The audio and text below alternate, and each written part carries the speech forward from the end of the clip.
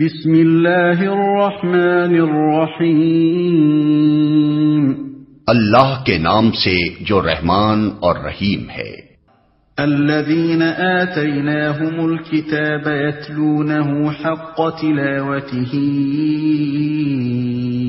اولئک یؤمنون بہ ومن یکفر بہ فاولئک هم الخاسرون۔ جن لوگوں کو ہم نے کتاب دی ہے وہ اسے اس طرح پڑھتے ہیں جیسا کہ پڑھنے کا حق ہے، وہ اس پر سچے دل سے ایمان لاتے ہیں، اور جو اس کے ساتھ کفر کا رویہ اختیار کریں وہی اصل میں نقصان اٹھانے والے ہیں۔ وہ اس پر سچے دل سے ایمان لاتے ہیں۔